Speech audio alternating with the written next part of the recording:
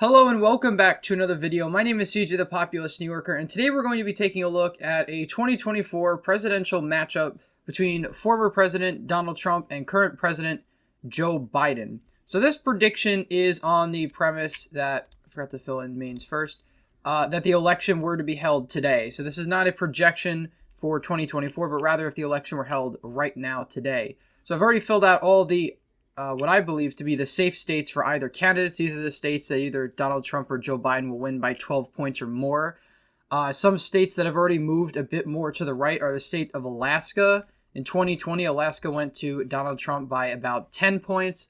I think he could easily improve on that margin and make it around 12 or so. Same with the state of South Carolina. South Carolina, I believe, was even closer. Basically just on the cusp there of, it was 11.7 or something like that. So I think Donald Trump is certainly going to have those improvements in those states to make them safe Republican.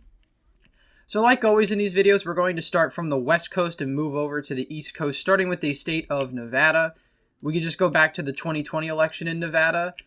This was, as I always mention in all these videos, the only swing state that Hillary Clinton won in 2016 that Donald Trump actually improved on in the 2020 election. All of the other states in that category, such as Colorado, Virginia, Minnesota, New Hampshire, really, you could say Maine, but not really. That was more of a surprise. All of those states trended a lot more to the left. Nevada was the exception. Nevada continued to trend right.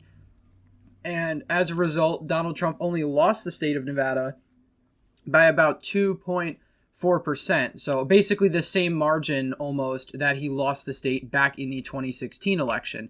He also improved on his raw percentage, getting 45.5 in the 2016 election to 47.7.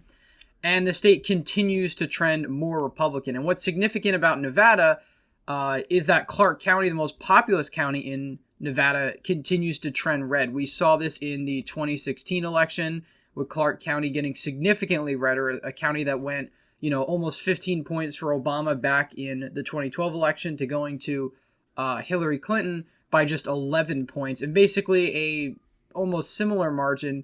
Joe Biden only winning Clark County by 9 points, and basically 75% of Nevada lives in this one county, so that's a huge, significant number right there.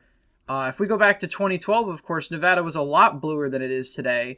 Obama won the state of Nevada by around 7 points, and Clark County, as we said before, by nearly 15 points. So, and this is when every county in Nevada trended red. We saw that in 2016 too, every county trending more red. And in 2020, kind of a mixed bag, but most counties still trending more Republican. So long term, I think Nevada is trending more red slowly over time. And I think Donald Trump is going to definitely overperform his 2020 totals if the election were held today. But we want to look at one more thing before we make a final call on this state, which is the job approval numbers. Now, job approval numbers don't always translate into results. If Biden's underwater by 10 in a state, doesn't mean he's going to lose the state. But if he's underwater by, say, 25 or 30, probably going to lose the state. We're going to look at the state of Nevada's job approval numbers right now for the president. And in the state of Nevada, Joe Biden is underwater, in fact, more so than he is nationally, which makes sense since Nevada voted to the right of the nation in 2020. He's underwater by, nearly 16 points or so. So pretty bad numbers out of a swing state. He's underwater with basically every demographic. He's doing worse among 35 to 49-year-olds, which make up a huge share of the electorate. Among Democrats, Joe Biden has a 76% approval, 12% disapproval, and among white voters, 62% disapprove, Hispanic voters, 40% disapprove, and 26% of black voters disapprove, which is an extremely high number, given that nationally, I think it's only 18%. So, with numbers these devastating, I would say as of right now, Nevada would probably be a flip for Donald Trump. Now, this was a long time coming anyway, I think, for the state of Nevada. If you look at, again, 2012 as we did, 2016, this state continues to shift more to the right due to out-of-state migration, just the general political realignment among Latino voters, particularly in the Sun Belt, which seem to be trending more Republican, while white suburbanites are trending more Democrat. And I think in Nevada being, a more working class state than a state like Arizona, I think that might just tip the scale in Trump's favor very narrowly. So I think if the election were held today, Trump probably would win Nevada by a pretty narrow margin. Moving on to the state of Arizona.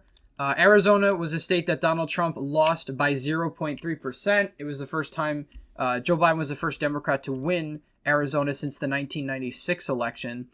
And he was able to do this mainly by overperforming in Pima and Maricopa County, the two largest counties in the state of Arizona. This is basically where, again, like 75% of the entire population of the state lives. Could be even more than that. But with these two counties going solidly Democratic, Pima going solidly Democratic, and Maricopa going Democratic by a lean margin, it was enough to give Joe Biden an edge in the state. Now, he only won by 0.3%, so had Donald Trump done a point or two better in all these other rural counties, he probably would have held on to Arizona despite the really bad numbers in Maricopa County. But if we go back to the 2016 election, Donald Trump was able to win Maricopa County by around 3 points, and thus he was able to win the state by around 4. So he won Maricopa County by about 3. He only lost Pima by around 14 points. That's a huge difference to the totals we saw in 2020 where he lost the county by 19 points. So generally, Arizona shifting pretty much to the left, and it's mostly the urbanized counties of Maricopa and Pima County, the most populous counties. Of course, in 2012, we saw some of the rural counties shift to the Democrats, but ultimately, Arizona keeps trending in a blue direction. Now, I think that given the job numbers we're going to look at now in the state of Arizona, Joe Biden is in a pretty poor position, but I think in Nevada, he might actually be in a worse position. Let's just compare the two real quick. 55% disapproval in Arizona. 54% in Nevada. So he's doing slightly worse in Arizona. Of course, that's a big red flag right away. Now, of course, it's within the margin of error, but I think with Arizona as close as it was in 2024, if we see a national shift to the right, which I think would be inevitable if the election were held today, I think Arizona would narrowly go back to Donald Trump, probably by 1 or 2 points. I think it would still be narrow given the state's overall leftward trend, but I still think ultimately the state would go to Donald Trump and leave Biden's column. Next, we're going to take a look at the state of New Mexico. In 2020, New Mexico went to Joe Biden by almost 11 points in the 2020 election. If we take a look at the trends from 2016, it was mostly the Santa Fe metro area and Albuquerque that trended more Democratic. A lot of the rural counties in Arizona trended more Republican. Trump got 43.5%, which is certainly an improvement on his 2016 total where he got just 40%. Of course, those trends, basically the entire state trended more Republican just because Hillary Clinton massively underperformed Barack Obama's numbers. And if we go back to the 2012 election, the last election where we had a Democratic incumbent running for re-election, Mitt Romney got 43%. So Mitt Romney doing a little bit worse than Donald Trump in 2020. This, I think, is really due to his gains with Hispanic rural voters, particularly in the eastern portion of the state, southeastern portion of the state, and even up here in some of these northern counties that are very blue, sparsely populated, but have, basically 99% Latino populations, Donald Trump really improving on. Now, if we look at Joe Biden's job approvals in the state of Mexico, New Mexico, they're quite devastating. Especially for a blue state. He's at 51% disapproval to 39% approval. Now, that's not Nevada levels or Arizona levels, but that's pretty bad in a state that, Biden almost won by a safe margin. He's underwater by 12 points in the aggregate. And this really started to happen during the Afghanistan withdrawal, similar to the country. And then we saw this shift continue. Now, New Mexico only disapproves of Biden is about, 4 points or so, 4 net points to the left of the national environment. And of course, he's doing pretty poor with all groups. Interestingly enough, independents, which is pretty crucial in any, I wouldn't say New Mexico's a swing state, but independents are a very important voting bloc. He's underwater by 27 with independents. That's pretty awful numbers. And of course, among African Americans in New Mexico, 32% disapproving of the job performance. Now, that doesn't mean overall approval rating. That could just mean they think he's doing a bad job, but they'd still vote for him, which is why, obviously if the job approval is, underwater by 12, doesn't mean Biden's going to lose the state by 12. So I think overall with these numbers, particularly among white voters and Hispanic voters, and the reason I bring up white voters in particular is because though white voters make up a plurality in the state of New Mexico, they actually voted in favor of Joe Biden as a demographic group. I believe narrowly, but they still voted for Joe Biden by a narrow margin. So it's pretty significant that he's fallen off by such a large margin with this particular demographic that, again, he carried in 2020. He's now losing by nearly 30 points. So that's the reason I bring that up. So I'm going to make I'm going to probably categorize the state of New Mexico as lean Democrat, given these numbers. Now, this could be on the higher end of lean, like 5 points or something like that, 6 points. But I think there's going to be a significant shift, particularly in New Mexico, with the Latino gains, of course, that we saw in 2020, as well as just general discontent with the current administration. So that's going to be a significant shift from what we saw in 2020, nearly an 11-point margin, cut down to something along the lines of like 5 or 6 points. Now, these sorts of margins are not uncommon for the state of New Mexico. We saw them, in fact, in the Senate race back in 2020, where Ben Ray Lujan, the Democrat, only won this state in a Senate race over Mike Ronchetti by 6.1% in a year that Biden won the state by 11. So this is basically half the margin we saw on the presidential ballot. So New Mexico certainly is capable of delivering these closer margins, helping out Republicans in that way. Now, obviously, Ronchetti was not Donald Trump, and there's a number of factors that made this race as close as it was, mainly that Ben Ray Lujan was a non-incumbent. We saw something like this in 2012, which is one of the reasons why in my 2020 New Mexico Senate prediction, I said that New Mexico was going to be fairly close this election.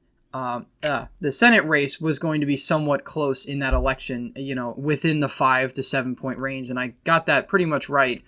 I think we might see something like that on the presidential level as well. So that's why I put New Mexico in the lean category. Colorado is definitely going to be likely. I think it'll probably be, maybe 10 points or so. Donald Trump, I think, will improve possibly on his 2020 election margins, but I don't think he's going to improve that much. Colorado politically is a lot more similar to a state like Oregon now than it is to a state like Virginia. Originally Colorado and Virginia were more of the Dem-leaning swing states, like in 2012, 2016. Certainly not the case anymore. Colorado is much bluer now, almost a 13.5 point margin in favor of Joe Biden in 2020. Now, if we look at the job approval numbers for Biden in Colorado, it gives us, not as bad numbers as we've seen in other swing states. He's only underwater by 9 points. That's a huge improvement on, states like Arizona and Nevada, but even an improvement on New Mexico, which is why I think Colorado will continue to vote to the left of New Mexico as it did in the 2020 election. Obviously, in 2016, Donald Trump was only able to get 43.3% of the vote. Obviously Hillary Clinton didn't do great either, but of course in 2020, Trump's numbers were much more abysmal, and Biden was able to massively improve on Hillary Clinton's margins by a huge amount. And it wasn't too long ago where Colorado was a fairly close state. Again, we look at 2012. Obama only wins this state by around 5. A big difference from what we saw in 2020. But I think for now, this is definitely going to stay as a likely state. I don't see any way Colorado flips, even in a really good year for the GOP. I think it stays blue. Same with New Mexico. Now, Nebraska's 5th is going to be kind of interesting because Nebraska's 5th is not going to be 5th. Nebraska's 2nd is not going to be the same as it was in the 2020 election. It's going to look not significantly, but slightly different. If we take a look at the redistricting map for the 2020 election, Nebraska's 2nd is going to be an R+3 district. In the old map, Nebraska's 2nd was an even district, and one of the reasons why Joe Biden did so well there. The district is becoming redder this time around, and I think as a result, that's going to help out Donald Trump. Plus his improvement, I think, overall in the suburbs. I think you're going to have some suburban voters that are going to come home to the GOP. I think Donald Trump probably wins Nebraska second pretty narrowly. I don't see it going blue again. It went blue in 2008. It went red in 2012. I think it's going to go red again, probably by, half a point or so. But I still think Donald Trump is going to be able to win it considerably. Not considerably, but I just think it's mainly because this is already going to be a red district, and he's probably going to be favored in that sense. Next, we're going to go down to the state of Texas. Texas in the 2020 election got the closest it had been since the 1990s. Donald Trump only won the state of Texas by around 5 percentage points. A pretty slim margin for a Republican candidate, considering that just back in 2012, which was only 9 years ago, Mitt Romney was able to win this state over Barack Obama by basically 16 points. That margin has shrunk significantly to just about 5 or so for Donald Trump, 5.6 to be exact. And this was mainly due, again, to the massive suburban disapproval of Donald Trump in the Dallas-Fort Worth area and, the Houston metro area, and, of course, here in the Austin metro area.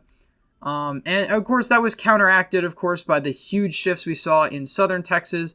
I think that certainly made Donald Trump's win a little bit more comfortable than it otherwise would have been, I think, had that shift not happened. I've never done the math on it, but we certainly would have seen maybe Trump only winning the state by around 3 points. He still would have won the state, but it would have been like a Beto-Ted Cruz margin like we saw in 2018. But nonetheless, Texas continues to trend more Democratic. Will it trend back in the 2024 election? It remains to be seen.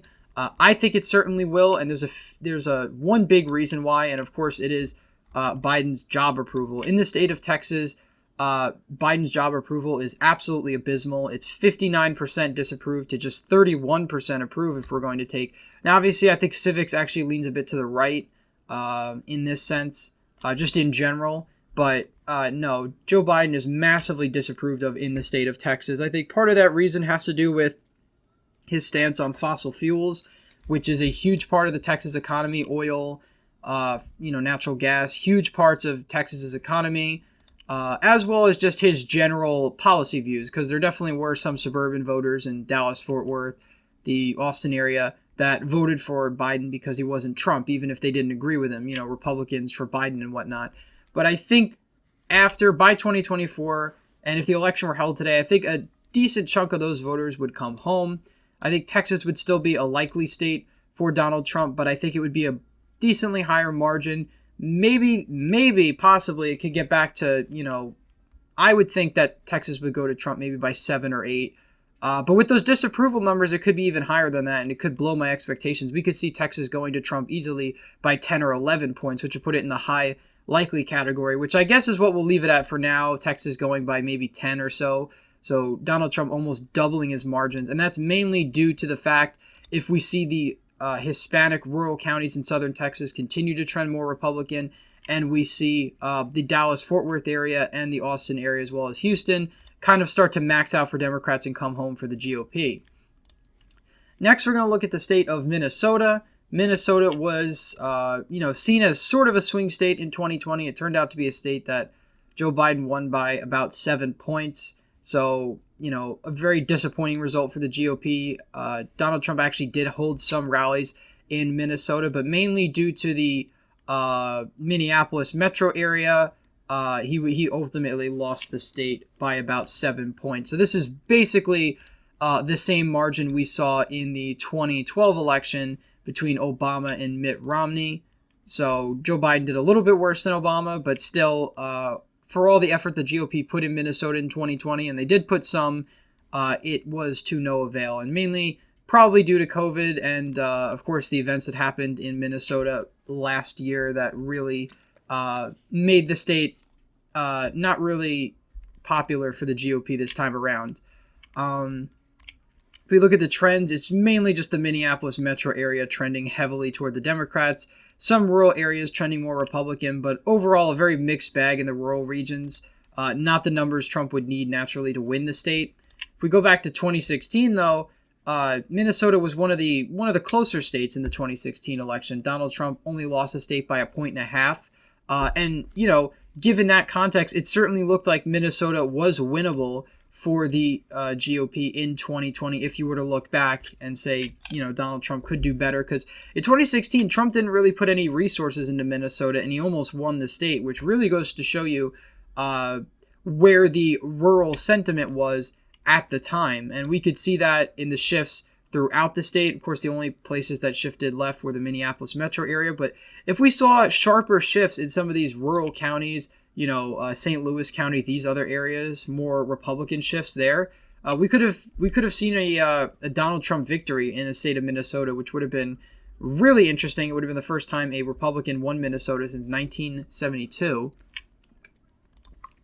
But nonetheless, I think for now, even if we look at the job approval of Joe Biden in Minnesota, and I'm sure it's not terribly good, but if we take a look at his overall approval, it's actually better than the nation. It's underwater by 8. So I'd say that certainly indicates that Joe Biden's going to win the state of Minnesota, probably by a high lean margin. I'd say maybe about 5 or 6. Again, Minnesota does not like Trump at all, but I think you're going to see certain suburban areas get a little bit more red.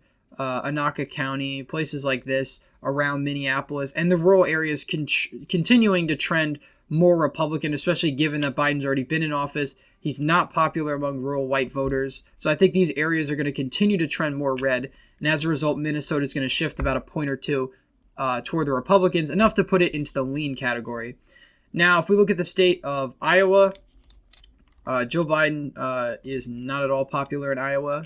He only got 44.9% of the vote in a state that Obama won just, 8 years prior, back in 2012. And we could look at those results now. Obama won the state of Minnesota by about 5 or so points. And, he had a huge swath of rural counties here in northeastern Iowa. And even across the state, Obama's margins in a lot of the rural counties were exceptional, really, really well. The only place he really did bad was northwest Iowa, which was always a Republican stronghold. We take a look at Iowa in the 2016 election. Donald Trump almost won the state by around 9 or so points.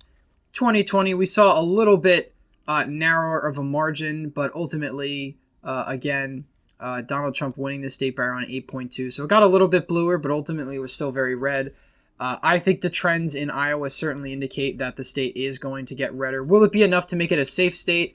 Well, based on the job approval in the state of Iowa, and Iowa, again, like Ohio, continues to trend Republican, his numbers are almost as bad as they are in Texas. So we have 59% disapprove, 32% approve. Those are almost Texas margins there.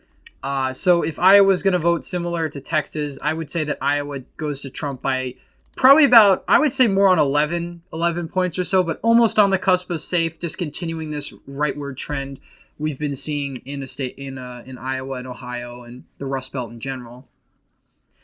Next, we're going to take a look at Wisconsin. Wisconsin was one of the closest states in the 2020 election. It was the third closest state. Joe Biden only won the state by 0.6%. Of course, we look at the trend lines. This was mainly, in fact, due to the Milwaukee area, particularly the WOW counties, which are suburban white-collar counties, that shifted a bit more in Biden, just enough to swing the state back to him. This state could have easily, if a few things had been different, had gone to Donald Trump. Again, Trump only won the state by 0.7 back in the 2016 election. But, if we look at 2020, he's getting nearly 49% of the vote. This could have easily flipped the other way had a few circumstances benefited him before the election.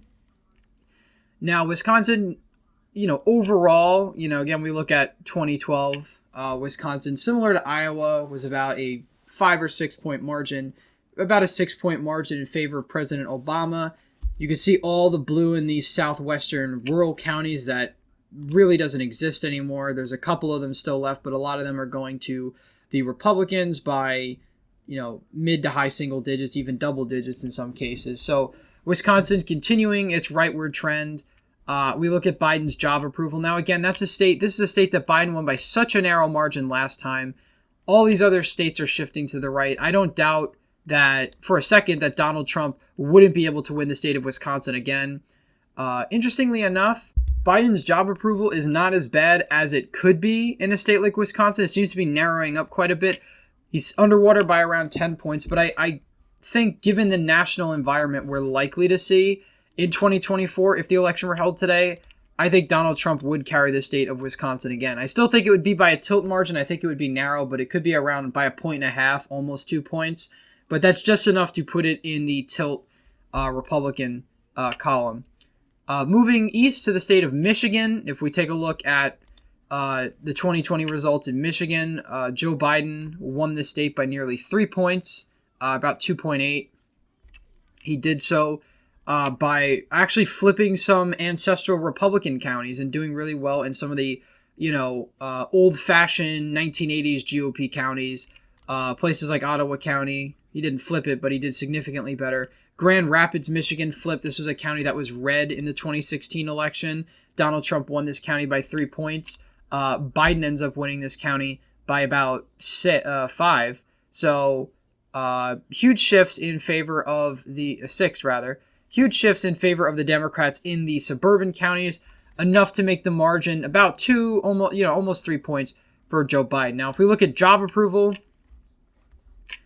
in the state of Michigan for Joe Biden, I imagine he's underwater, but by how much, I actually don't remember. We'll take a look now.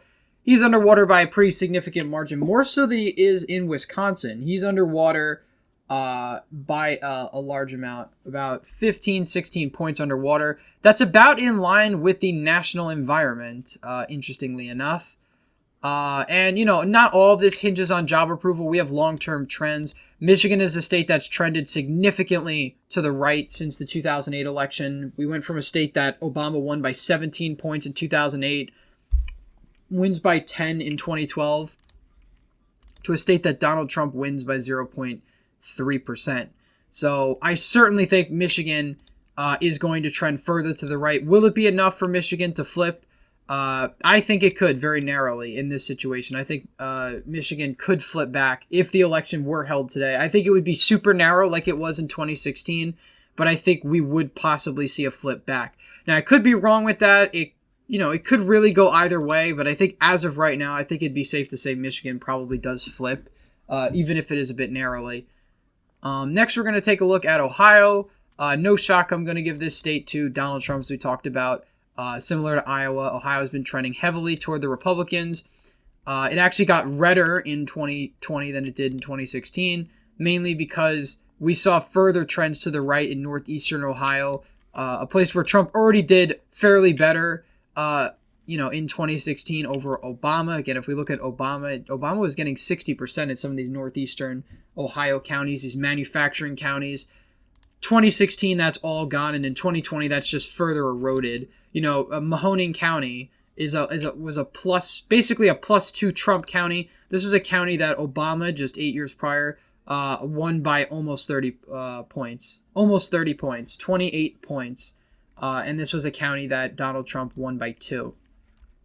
I think these shifts are really going to continue. Obviously, the Columbus area continues to get bluer, but I think it's going to be outpaced dramatically by the rest of rural Ohio, which has plenty of room to continue to go red. So I think Ohio is probably going to be similar in Iowa, a 10 or 11 point margin. And I certainly think if trends continue by 2028, we're going to see an Ohio that is more like a Missouri, a state where Republicans are winning by 15 points or something like that, like in Missouri, and really just the little blue pockets in the major cities.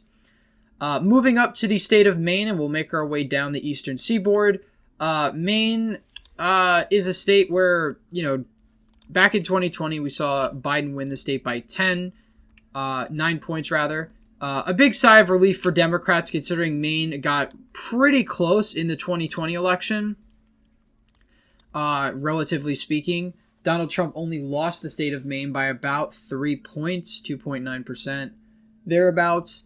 And, that was a dramatic shift to the right from what we saw in 2020, which was a 56-40 margin for Barack Obama, and 2008 was very similar.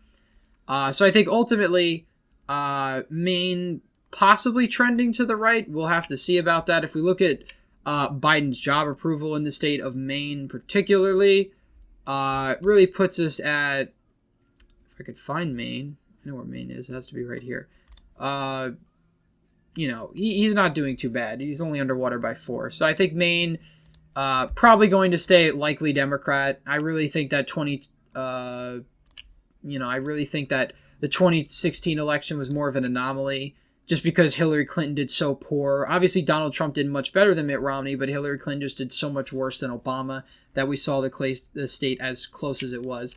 But again, Maine is an interesting state. It has a Republican senator, a moderate Republican, but still a Republican. So, I don't think on the presidential level, Maine's really in serious contention, but I think generally speaking, maybe in the future, it'll be in the reach for the GOP. New Hampshire, a state that did not like Donald Trump. Donald Trump lost the state by 7 points. It's possible that New Hampshire flips back, but I don't think Donald Trump would be the candidate in 2024. I think with a Trump-Biden matchup, in the next 3 years, I think Biden still wins New Hampshire, probably by a lean margin.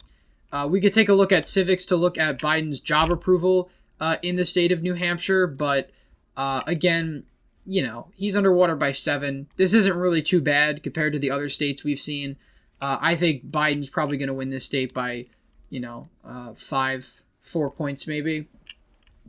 In 2016, Donald Trump only almost won the state of New Hampshire, but again, this was mainly due to the fact that Hillary Clinton had done so poor in the state, kind of similar to how when Bush won New Hampshire in 2000, it was because Gore did just so much worse compared to what Democrats were used to getting, under Clinton and stuff like that.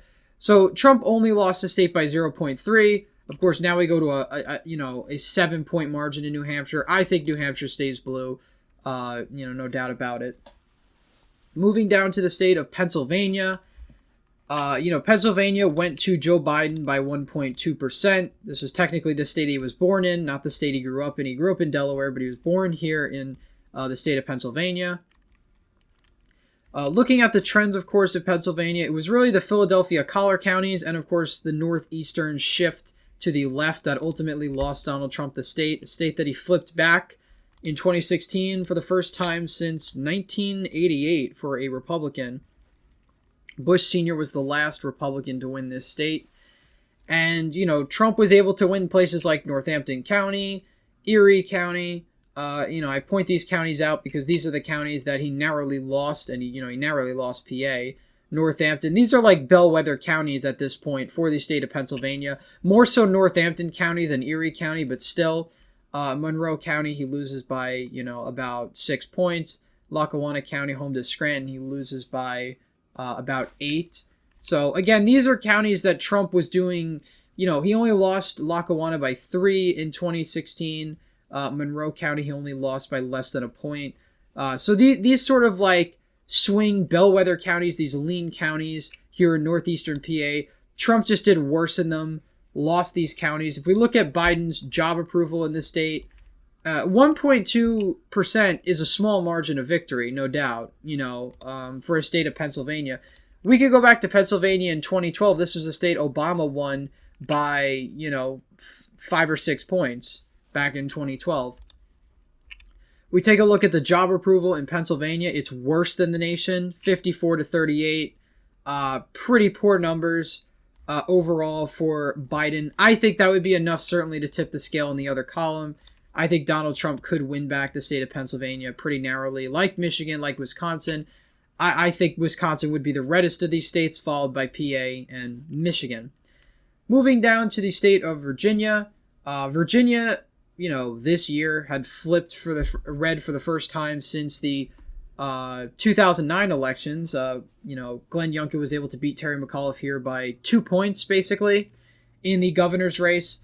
Of course, Trump did abysmally poor in the state of Virginia back in the 2020 elections. I keep mixing those up for whatever reason.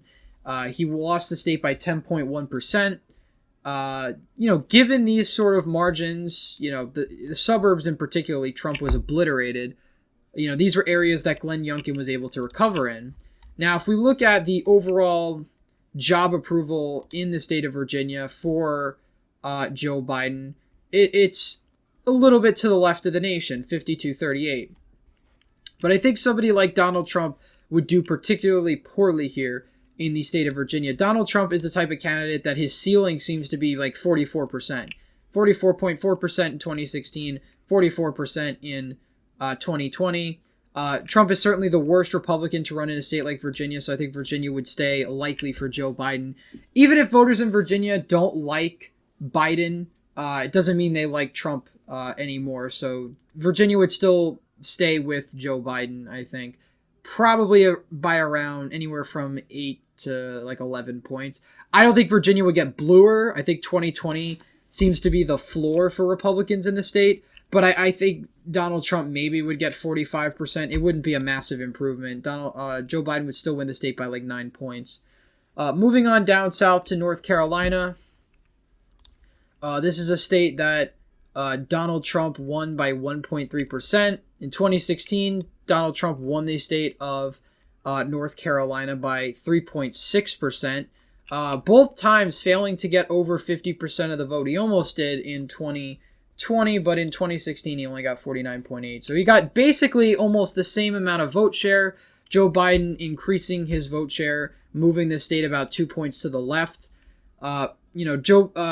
Joe Biden basically was hurt by the fact that rural North Carolina was still not maxed out for Republicans, and we saw particularly the Black Belt part of North Carolina here in the north, large African American populations, continuing to trend more red. Same with the southern part of the state, these rural counties continuing to trend more red. These are counties that in 2012 were blue counties. These were much bluer counties, and this was when Mitt Romney won the state by around 2. Lastly, we'll look at Joe Biden's job approval numbers in the state of North Carolina. North Carolina is significantly to the right of Virginia, politically. And yeah, it's worse than the nation, 55-37. I think Trump probably wins the state of North Carolina by about 2-3. It's one of those states that's always going to be close. I can never see North Carolina really going likely or anything like that. It's one of those states I think always will be close, because you have high turnout from older African-American voters and, obviously high turnout from white Republican voters as well. Kind of makes it almost 50-50, but the Republicans have the advantage in North Carolina for sure. Next, we're going to move on to the state of Georgia. Georgia recently has been trending very Democratic. We go back to the 2016 election. We'll start with 2012. In 2012, Georgia went to Mitt Romney by nearly 8 percentage points. Fast forward to the 2016 election, Georgia narrows up, going to Trump by 5.1%.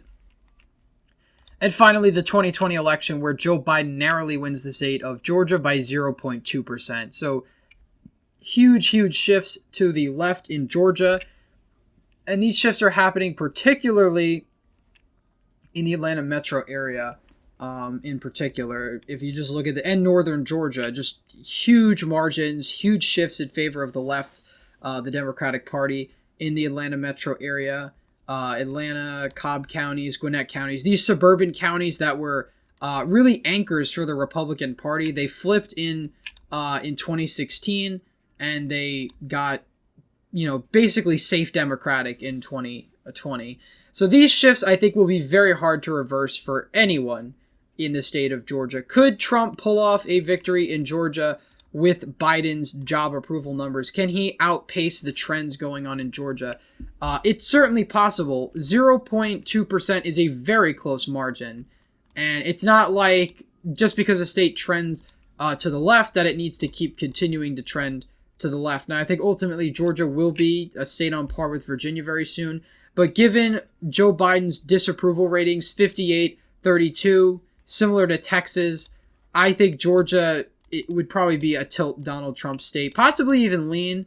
We'll go with tilt for now just to be safe. I think Donald Trump would win back the state narrowly, just because I think the suburbs around Atlanta would still be super Democratic. but he would ultimately improve in them in the rural areas enough to win back the state, which would give Donald Trump the presidency. But we're not done yet.